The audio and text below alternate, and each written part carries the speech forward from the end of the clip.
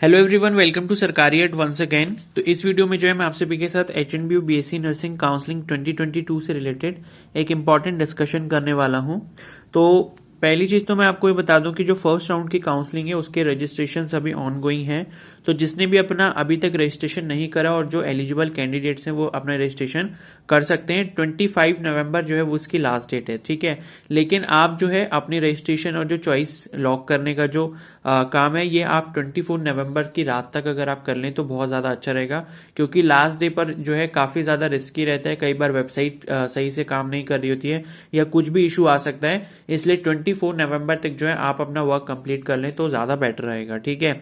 अब साथ में यहाँ पर हम लोग जो बात करने वाले हैं वो ये करने वाले हैं कि क्या सेकेंड राउंड की काउंसलिंग में जो है 50 मार्क्स से कम वालों को बीएससी नर्सिंग के जो कैंडिडेट्स हैं उनको काउंसलिंग में पार्टिसिपेट करने का चांस दिया जाएगा या नहीं दिया जाएगा, ठीक है।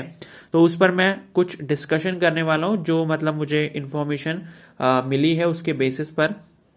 तो देखो, कभी मतलब कई सारे स्टूडेंट्स ने जो है कॉल भी करा था एचएनबीयू में, तो उन्होंने बोला था कि अभी जो है फर्स्ट राउंड के काउंसलिंग में तो 50 से नीचे वाले एलिजिबल नहीं है, लेकिन सेकंड राउंड में अगर एलिजिबल होते हैं तो वो खुद से बता देंगे, मतलब यूनिवर्सिटी की तरफ से नोटिस आ जाएगा।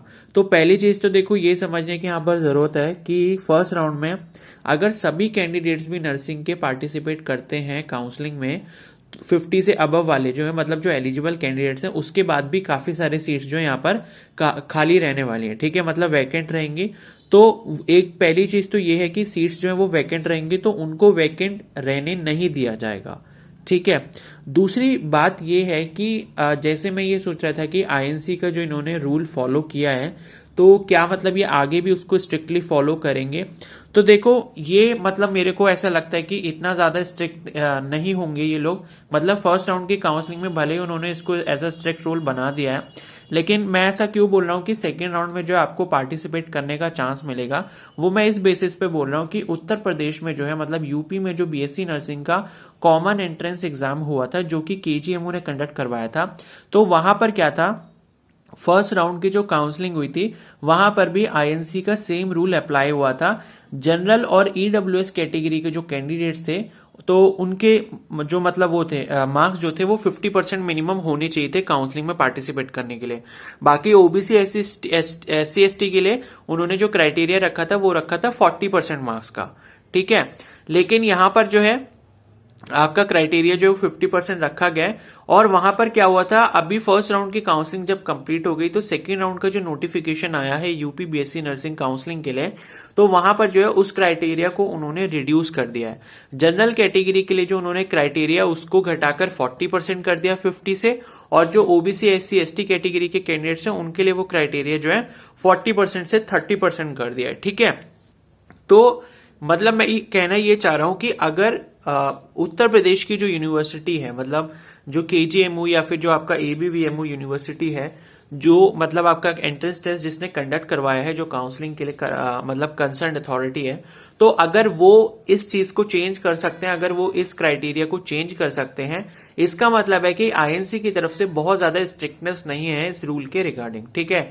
तो मुझे भी ऐसा लगता है कि यूपी में भी जो है सॉरी उत्तराखंड में भी जो आपका नर्सिंग का एंट्रेंस एग्जाम हुआ है उसमें भी ये क्राइटेरिया को रिड्यूस कर सकते हैं, ठीक है। क्योंकि अगर वो बहुत ही ज्यादा स्ट्रिक्ट गाइडलाइन होती तो उत्तर प्रदेश के अंदर भी जो है उस क्राइटेरिया को चेंज नहीं किया जाता, और जो सिर्फ एलिजिबल कैंडिडेट्स होते 50% से ऊपर वाले सिर्फ वही पार्टिसिपेट कर पाते, ठीक है। अब वहां पर भी यही हो रहा है कि वहां पे प्राइवेट कॉलेज की जो सीट्स हैं या फिर जो गवर्नमेंट की कुछ सीट्स हैं वो वैकेंट रह जा रही हैं, जिस वजह से उन्होंने क्राइटेरिया को रिड्यूस कर दिया है।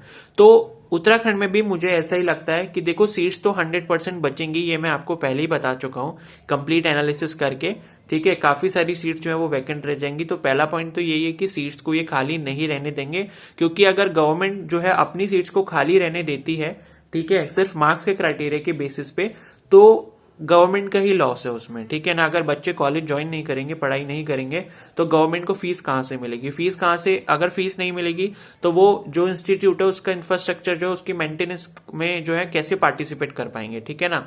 तो ये सब चीजें, इसलिए वो सीट तो खाली नहीं रहने देंगे। और बात ये भी है कि अगर ये क्राइटेरिया को रिड्यूस नहीं करते तो सभी जो प्राइवेट कॉलेजेस हैं वो खाली रह जाएंगे, तो ऐसा भी पॉसिबल नहीं है। तो क्राइटेरिया जो है वो उनको रिड्यूस तो करना ही पड़ेगा।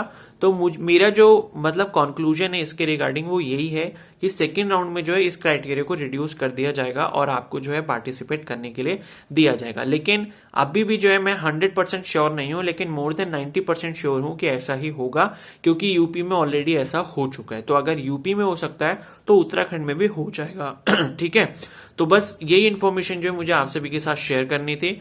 और उसके अलावा जो है 24 तक अपना रजिस्ट्रेशन कंप्लीट कर लो, 25 जो है वो लास्ट डेट है। ठीक है, तो जो भी आपकी 1500 रुपीज आपका अमाउंट पे करना है सिक्योरिटी फीस, वो आप पे कर दो, चॉइस फिलिंग कर लो। चॉइस फिल करने के बाद जो उसकी चॉइस लॉक 24 को करना है। ठीक है, अभी इतनी जल्दी नहीं करने की जरूरत है, 24 को चॉइस लॉक करना, लेकिन चॉइस फिलिंग का जो काम है वो आप 24 से पहले पहले कर लो।